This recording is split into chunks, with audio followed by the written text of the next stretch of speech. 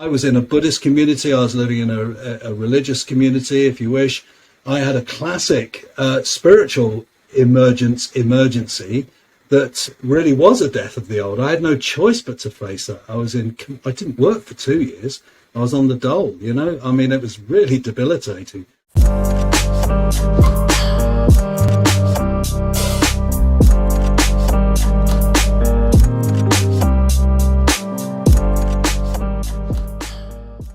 Hello, Creative Soul.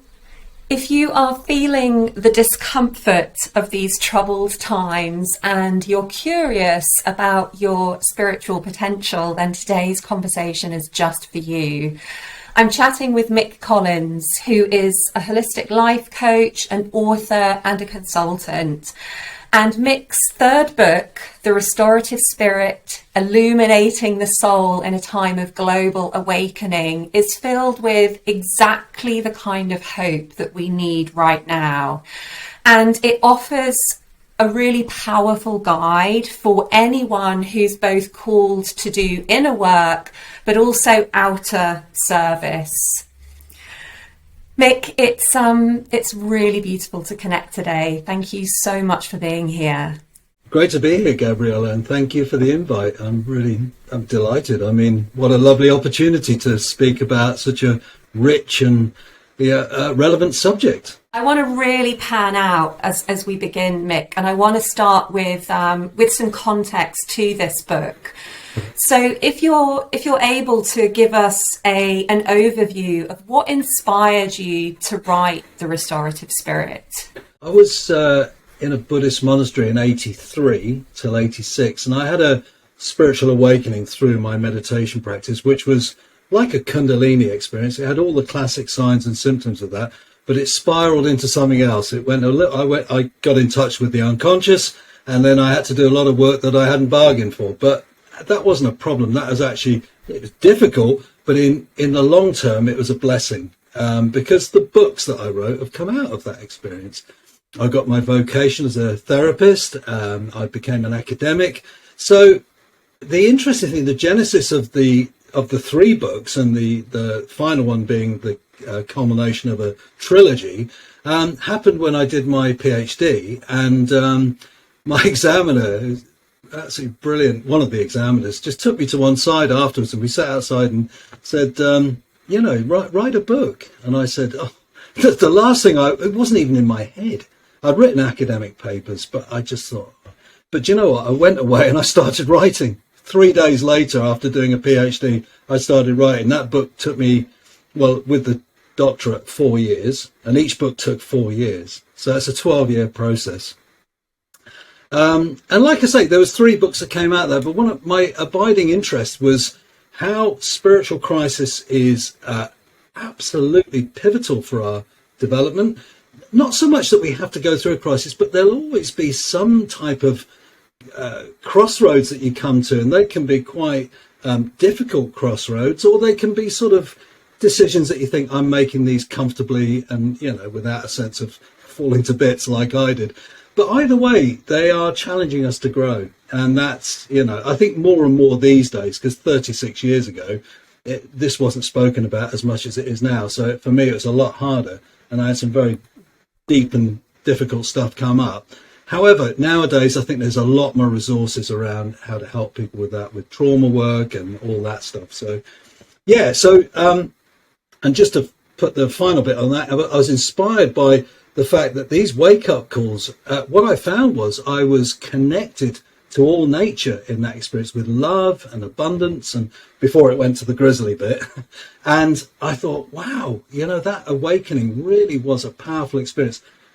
When I got through it, I started to think, but if this leads us to feel connected to self, others, nature, and the cosmos, actually, isn't this the sort of thing we need to help us get through these crisis-ridden times? So that's where the book, the trilogy, really landed for me as an act of service to tell that story. I think it's so important to talk about this idea of that spiritual crisis, or I think it's referred to as a spiritual emergency in your author bio at the start of this The Restorative Spirit. And there's a phrase in the book which says the new cannot emerge without the death of the old. And I think it's a beautiful opportunity to actually take heart that we are in crisis, because I think a lot of us can be looking at it and being like, oh God, this is like, it's sort of a descent and we're not going to come out of it.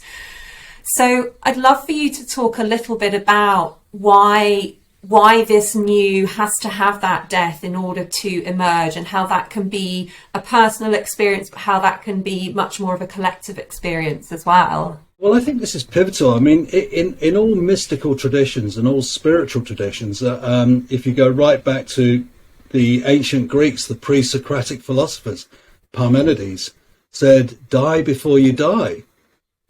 You get in the Bible, Jesus saying, let the dead bury the dead. That implies, hang on a minute, there's something here about, that let the dead bury the dead are the ones that are not switching on to these issues. But of course, when you do, something dies. As St. Paul said in the Bible, I no longer live as Christ lives in me. So there's a parallel with all spiritual traditions that have this sense of death and birth and reemergence. So spiritual emergency comes from really spiritual emergence, and death is a key part of that. And I go to I like reading philosophy and religion, so you can find that right across the board. So now we're looking at this without getting into any particular religious or spiritual traditions, but if we look at that from a psycho-spiritual perspective for today, we actually realize that which is no longer serving us, that which is redundant, the patterns that have led us to this impasse they've got to go. As Einstein said, we can't solve the problems with the mindset that created the problems in the first place. There's a death. Somebody's got to shift. So, and there's gradations to that. I mean, I was in a Buddhist community. I was living in a religious community, if you wish. I had a classic spiritual emergency that really was a death of the old. I had no choice but to face that. I didn't work for 2 years. I was on the dole, I mean, it was really debilitating. I think it's pivotal that we understand that death is a very healthy part of the process. It doesn't have to be catastrophic. It might be for some, but like I said, there's lots of resources these days, which is really reassuring. I mean, your book being one of them, there are so many stories in the book, like beautiful anecdotes that enable that relatability, and exercises as well. And it's so interesting that when you talked about your experience in the monastery, where there was this sense of connection, but there was also this sense of I'm in this, the dark night of the soul, as we refer to it. And yes. I put my hand up here when I heard about spiritual awakenings. I thought they were these beautiful, blissful experiences, and I was in a place where, because I had this certain idea about what an awakening is or an emergence was, because of what I'd read about with other people like Eckhart Tolle, his just kind of happens instantaneously, and then he's in this incredible place. I actually missed mine, because mine came in the form of burnout. So I was like, oh, well, this is just burnout. And then it was so painful that it didn't seem anything like what I expected a spiritual awakening to be. So I'm wondering about your thoughts in terms of how these awakenings might be emerging in people with this idea of burnout, because it's a beautiful way of literally stopping you or preventing you from continuing the way that you were. Like you said, you were on the dole for 2 years. Like, it really got to a point where I was like, I can no longer work in the way that I've been working. I think you're right. And even the word burn out has a sort of a death in it, doesn't it, really? It's a sort of an end, something's burnt out. It's no longer viable. Whatever it is, whether it's the outer conditions that are really cooking up the inner response that just can't keep up, there's something that's just fizzled out, maybe fiddled out as well. But yeah, interestingly, and it doesn't have to be the end. I mean, for me, I was a builder's labourer. If you've read my book, you'll know that my early life was pretty chaotic and hectic. However, that death and birth was something incredible. I went from being a builder's labourer to a therapist to an academic to somebody with a doctorate. I left school at 15 with no education. So it's not a bad death. I mean, it might lead, who knows where it will lead you? I had no idea I'd end up in a situation like this, 36 years ago. Who would have believed that? So the idea is that this is to be welcomed, because if you're frightened and fear-bound, you're going to get more of the same, because there's something about trying to drop into it and understand that something is emerging, something new is coming forth. And I think that's really the message that we need to get out there, that this is not necessarily catastrophic.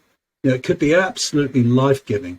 That's so important what you said about you couldn't believe where that you'd get to where you are now. I remember reading something that gave me this beautiful image of like my higher self or the universe kind of watching over me with the dreams that I have, and sort of smiling and being like, oh, Gabriela, you have no idea the kind of greatness that's in you.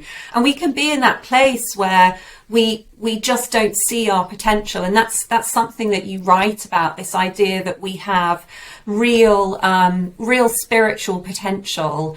And I really feel that there are probably many people out there who are like, spiritual potential? What are you talking about? Like, I don't have spiritual potential. So I'd love for you to share a little bit about how we might have become disconnected with this immenseness of our potential, and, what that spiritual potential is, and how we can go about, I suppose, what's the antidote to being disconnected to our spiritual potential? I think they're really brilliant questions. There's 3 questions in one there, but I think they are beautifully connected. The first thing to say, I think, is that we're living in an industrial age which has cut us off from nature, and in fact cut us off from our own nature, because we've become ego fixated. We've become sort of I don't mean to say this in a pejorative sense, but it's like a cult of individualism, like you get ahead, you get your degree, you do for you, and great, wonderful. But actually look at what we're doing because of that. We're trampling over the world, we're trampling over others sometimes. I don't mean to be putting a downer on that, but something is wrong with that. It's all about me rather than we, as the old adage goes. So we have to then ask ourselves, well, hang on a minute, is the ego the center of everything? No, well, it's not. I mean, it's out of balance, and we're out of balance because of that. So, you get the old Descartes, cogito ergo sum, I think, therefore I am. Well, that's a couple hundred years now of look where we've got to then, And if you look at Descartes' dream, I wrote about that in my second book. It's a really interesting one. I think he misinterpreted his own dream. We won't go into that. But anyway, but the idea then that somehow when we do this work, our potential, let's just frame this in a way that everyone could understand. Most of us have heard of Maslow. And we know we've got the 3 lower areas are deficits. So that sense of belonging, safety and all that. Once we've got those deficits sorted out, then we can start growing, the top 3. And the culmination of that is self-actualization. However, Maslow was one of the founders of transpersonal psychology. And in the top of the self-actualization triangle is, in fact, another little bit called transcendence. And he naturally developed that in light of transpersonal psychology. Now, there's a point to this. Because if the ego has become the center of existence, that's all we seem to be relating to within ourselves and with each other. And these bigger conversations can threaten that. Oh, we don't want to talk about that. Here's the thing. If you start to look at Jung as a transpersonalist, he talks about the self with a capital S, which is something bigger. It's more transpersonal, i.e. not just me, but my connection to all living forms. And being embedded in that, not separate from it. So this separation, this ego separation. So if we actually do a little bit of inner work, we start to find that there's an ego self-axis. So the ego then is put in its right place and serves. It's not the center. And I think that's where we've gone wrong. And if we can reclaim that, So here's the thing. Jung called that a path of individuation. So now we've got to go in and start looking at what's around. We get the critic that most of your readers and viewers will know. That critic that gets in the way. That's just an introject from society that, don't do this, don't do that.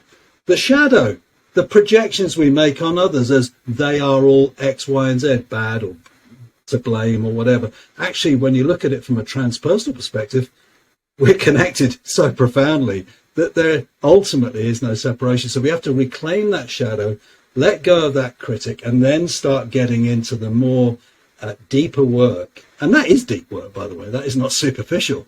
So I think that's how we can reclaim this territory and how we can move forward in our growth and actualization. So Maslow was quite correct. Self-actualization from the small s self, ego, to the bigger s self, self-actualization. And that's a real balance then.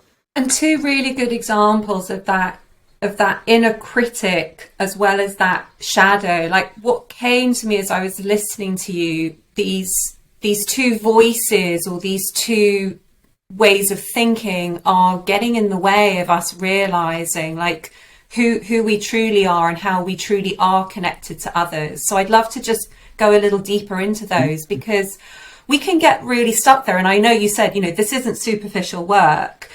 So if we've got an experience of like, I know that inner critic, or I know what it's like when I'm judging somebody else for being a show off. These are things that I've noticed with my shadow, for being a show off or being too bossy or being too loud. These were all things that I wasn't owning in myself. Like, I'm not like you, you're bossy, you're loud. Why is it that we might be so desperate to remain separate from each other and to be so convinced by that judgment? Or why is it that that inner critic is so compelling that it seems terrifying to ignore it and imagine that there's a space beneath that? I think you've kind of touched the pulse of the issue. And I mean, let's look at the critic in what Freud called it a superego. Now, that's already an indication, isn't it? You've got this sense of self, but there's something over that that's keeping that in check. So there's and this isn't a natural phenomena. The superego is a societal, parental, teacher, educational, all these values and ideas that can be limiting. Well, if you live in a limiting culture that's all about containment and restriction and just get your exams done and get a job and move on, that restriction, and the superego keeps that in check in a sense. So the first thing you do with that superego, one of the little things I do with it is if I hear mind bleating, I shrink it and then give it the same squeaky type. If you shrink something, it might have a high-pitched voice. Try listening to a negative self-message with something that's that big giving a squeaky voice, and you can't help but laugh at it. And I mean, so it's awareness now. How can I just get a bit more awareness?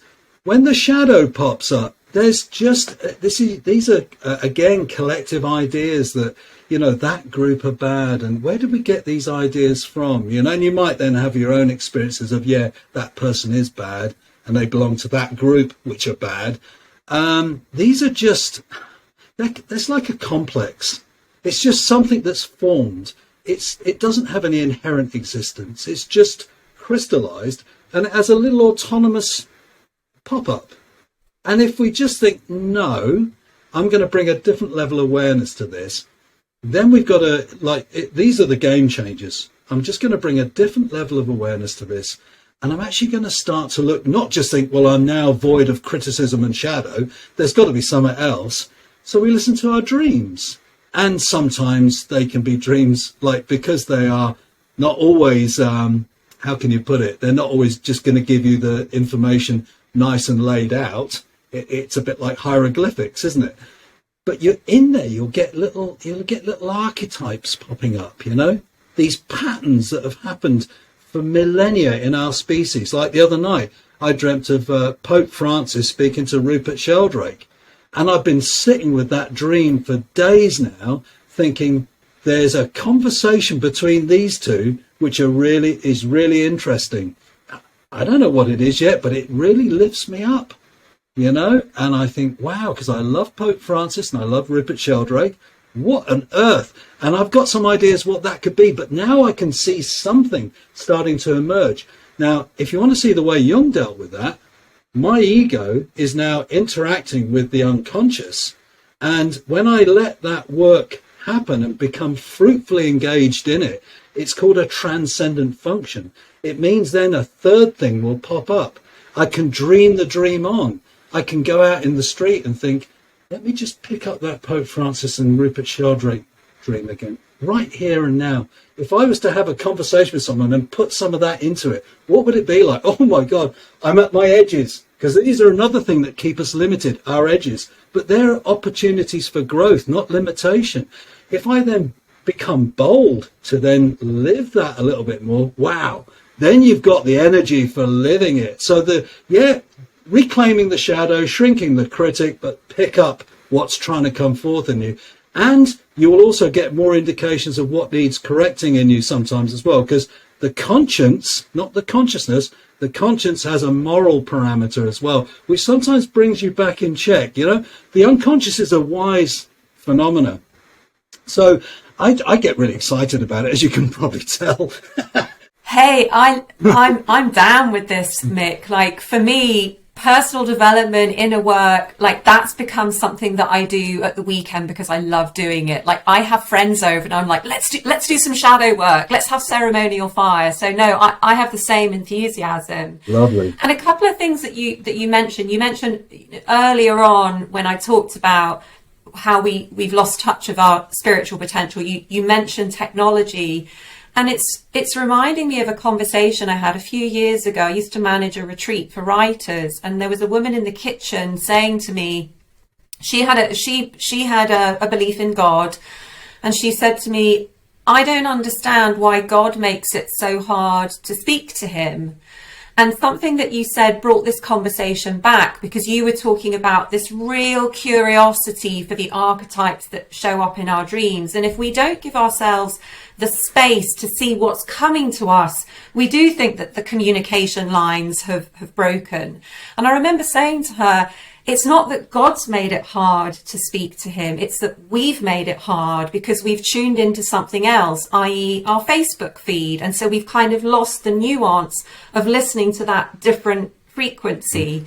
So as I was listening to you, I was like, it requires a real retuning of our attention so that we can see what we thought was originally unseeable, and we can hear that which we've lost, we've forgotten what to listen to. Absolutely. I mean, I wrote in my second book that we're at the edge between transhumanism and transpersonalism. Which one's going to win?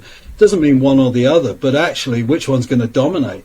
And it seems to me that at the moment transhumanism is getting the edge, i.e. the world of robotics, AI and all that stuff. I'm not an anti-tech person, as you know from this morning. I'm not brilliant at it, but here's the thing. If we go into a cyborg reality, then what are we doing? What are we missing if we end up going into that cyborg reality without awareness, without conscious choice? On the other hand, if we go into the transpersonalism, it means an implicit connection to the soul. So one of the words I use, particularly in the last book, is soul progression, because you can't change the spirit. You can't change it. It's unchangeable. It's just, the spirit exists. But however, the soul can be progressed. That's pretty well documented. In literature, the soul is able to be improved, engaged, purified is a word I like to use, because we get a lot of, it needs defragging, the soul. And so I think actually it's about our receptivity for those octaves, for those harmonies, for those resonances that exist not only within us, but in this transpersonal field that we're in. And dreams are a wonderful way of checking that. Synchronicities are another. Meaningful conversations with people. Books, they're not it in themselves, but they're ways in. And I think that's the beauty of it. And just to think about Thomas Berry, the great theologian who I absolutely adore. And I mentioned this in an interview the other day. he talked about in the beginning was the dream. And if you look at logos, eros, and mythos, you ask most people in the street, what's that? I don't know. But you think about logos, divinity. You think about eros, love, agape, love for your communal surroundings, other species, and mythos, the story, the revelation that's trying to be lived. You get a tingly engagement with it. And then you're actually going to the octaves because you're then tuning into that rather than just social media. Mick, I want to change tack a little bit and dive into the writing process and how also that might connect with inner work. And I've fished out a quote from the book that, and I'll have a question after it, but I just want to read this quote first of all. Meeting the shadow creates opportunities for the unconscious to become conscious, thereby freeing up people's psychic energies to evolve. Shadow work functions as a gateway to the seams of untapped wisdom that are available in the depths of the psyche. So I love this. I love this real celebration of shadow work. And I want to talk about shadow work within the context of writing, because there are many writers in my audience who feel this real call to touch others with their words. And I have a belief that this call to touch others is a form of spiritual awakening, like it is some kind of initiation. So I'd love to hear your thoughts on the type of inner work that's necessary to enable someone to write a book that can impact and even heal others. Yeah, that's a great one, isn't it? Because I guess also we'll never know ultimately, but I think you're absolutely right, setting your intentions for when you write. And anyone who's a writer will know this is, sometimes you have to a lot of work to get through just to start to connect to your own vision or your own story. But here's the thing that I think is that there's a mythic narrative waiting to happen in everyone, because we're mythical beings. We have a living myth within us. Our dreams show us that, our inspirations show us that. And so this mythic narrative that is trying to come forth in our lives, it needs some kind of inner work, meditation or connection, and not dismissing it. That's where the critic can get in the way. If you then let it have its, oh no, this is no good, nobody will like this, you got to say no to that. My wife asked me, she said, who are you writing the book for? And I said, I don't know. And she said, but that's important. I said, not to me. I'm writing it because I need to write it. And then we had a long conversation. She said, oh, but you'll need to get a sort of an audience. And I said, I don't think I'm going to. I'm going to just follow that I need to write this because it's in me. And if it doesn't go anywhere and I sell 2 copies, big deal. I did what I needed to do. And I think there's got to be a bit of that in there somewhere as well. Yes, you might want to write for an audience, but then are you shaping your writing for an audience to be appreciated? In some ways that could be in there, some gratification. Are you prepared to hold to the truth of what you want to write and be damned, I'll just do it anyway and maybe plummet? Who knows? I mean, I think these are really serious questions for writers. And there's the interesting thing, though, that words have power. So I think if we trust that words have power, then I think we've got to just then find out what is trying to be empowered in our mythic narrative. And so, for instance, we know words can touch us so deeply. You read Thomas Merton, the poetics of his language is just like extraordinary. David Abrams, Marianne Williamson, they just write beautifully, and you think, wow. And others, so many others. And then you think words can really cause havoc and hatred and horror. They have power. And words are archetypes.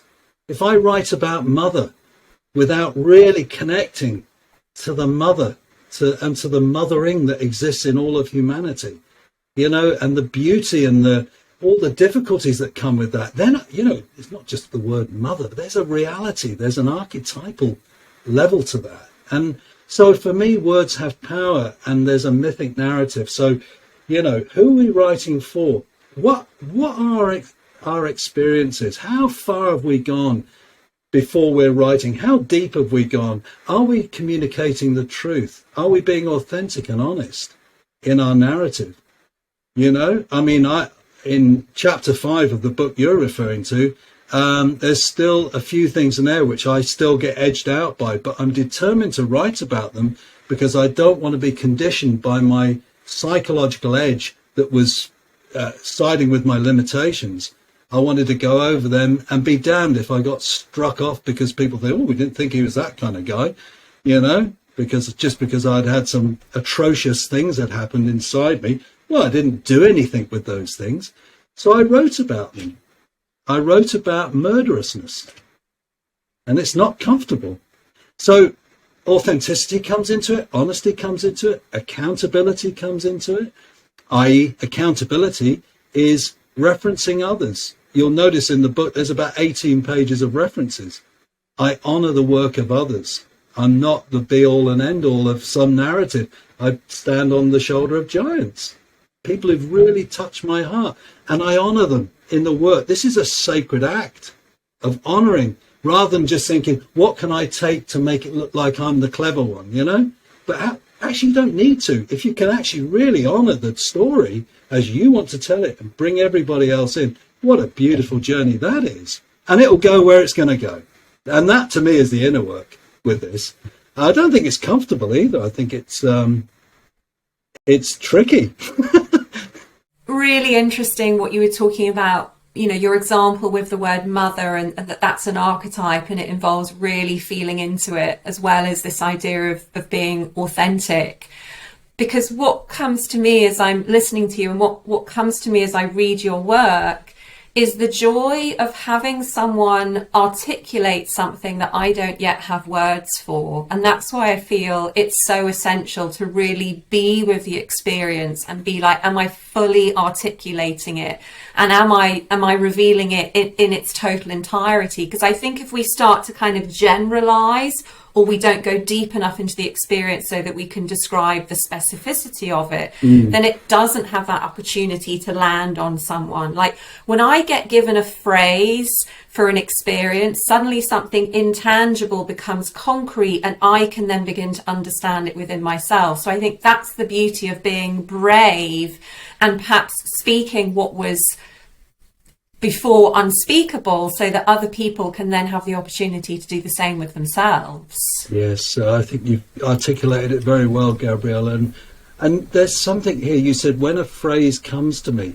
And I think that's really beautiful too, because I think sometimes we like to think that we're the ones doing all the work, but anyone who writes knows probably about the gift of inspiration. You know, that word just means, you know, that some spirit has inspired us, you know, some inspiration has come to us. Well, we have to say thank you to that. You'll notice in all my books I say thank you to the spirit for all that I got from, because I can't take credit for all of it. You also, you meet some grisly stuff too. I mean, I found I was always wrestling with something which was not always easy. But there's also the library angels, which I call, because all of a sudden somebody goes, I was thinking of you the other day and I think I'd like to lend you this book, and it's just the one that you need. And you think, oh, the synchronicities. So I call them the library angels, because I think there's things helping us that we can't always understand. And, you know, and I think there's something really lovely about that. For me, writing a book, and this is going to sound a bit bordering on the sort of mystical, but I'll say it because I truly do believe this, is that a book is a living sacrament. If you can really reach into the honest truth-telling, parrhesia, truth-telling, that's the Greco-Roman word for truth. If you can really reach into that, it's a living sacrament. And there's a poetic to that can, your job is to try and help the words join together. And yeah, we all have problems with that. You know, I do anyway. I left school at 15 with no education, didn't even know grammar, you know. So fortunately, I've got some good people that help me. But there's something about that. The book is a living sacrament, you know, because the minute somebody opens that book and you touch them in some way, wow, something is alive from whatever you were doing in the other person. And you talk about healing, and I think that's how it happens. And we've lost we've lost the art of the holy, and we've lost the art of the sacrament. I think that's part of this cut-off, industrialized world that we live in. But how many times in the last month have you had a conversation spontaneously or with a friend about the holy or a living sacrament? We don't. I bring it up all the time because I think this is interesting. Why are we not talking about the holy? We're part of this magnificent, incredible, beautiful world and cosmos, full of life and joy and abundance, and we got to work through the difficulties. That to me is a gift, and why not celebrate that? I've had such an incredible experience just listening to you articulate this journey of healing that we can do as writers, listening to the spiritual potential that we have. It's it's been a real privilege to actually be able to pick your brain on this one-to-one level. So thank you so much, Mick. Well, thank you for the opportunity, and I've enjoyed the conversation. I think it's a necessary one in our culture at the moment, because I think, we know there's lots of eco-anxiety happening now and people are scared. And as Marianne Williamson says, fear warps us, and it does, If we could just have more conversations about, even when it's difficult and all that we've got some opportunity to move through this and be, connected to something much more alive within us and wholesome, then, these are the conversations I live for. So thank you. My pleasure. And let's just take a moment, Mick, if there's anything else that you feel wants to be said today. It may be that I didn't ask you something, or just now you have a sense of like, oh, there's something coming through me. There's something that wants to be said. Then feel free to share that now. My sense is that, not to be taken by our limitations in a way that, if I think about my own story from, being a troubled adolescent, going in and out of courtrooms and being all over the place, to being an academic with a PhD, and, you just wouldn't imagine making that journey when I look back 50 years ago. So if I was to just think about, there's a belief that we are much more than we imagine, and that to honour that and to trust it as well. I think trust is a big part of this, and I think an important part of the next step is to have communities of people that are willing to have these conversations, not only as paid work, because we all need to live, but as an act of service in the, to be someone in your neighbourhood that people can just say, I know I can go and speak to Gabriela or Mick or someone and just have a little chat about this and lift each other up. We're talking about writing the book, but where's the book writing me and you already? Where's the book already trying to be articulated right now? In what are we aspiring to in this work? It's not just producing 230 pages that people are going to endorse and you'll get 5-star ratings and good reviews. It's actually this is where books begin, and so I think that would be my dream and passion, is to carry on that work, because I won't be writing anymore. I've decided it's 3 books, but I actually want to go and live it now, and for me, as I'm going into my 66th year, it's a path of eldership to begin that. So what does that look like? What does that feel like? I don't know what that's about. Who knows? Maybe another book will come out of that. I don't know. But for now, it's about living it. And those books have been a gateway to living it. So I suppose that would be a little message. Don't be conditioned by your limitations. Open up to what's trying to come through. And don't second guess it. Sometimes it might be something you would never imagine. Yeah, this resonates with me so much, Mick, in terms of where I am. This real ability to be like, okay, yeah, I know what I think. I've been listening to my bloody mind for the last 44 years, chatting non-stop with complete bullshit. Like, now I'm ready to just listen to what's coming through me. So a beautiful note to end on. Thank you so much. Well, thank you for asking the question. I wouldn't have thought of bringing that in, but anyway, I'm glad I did.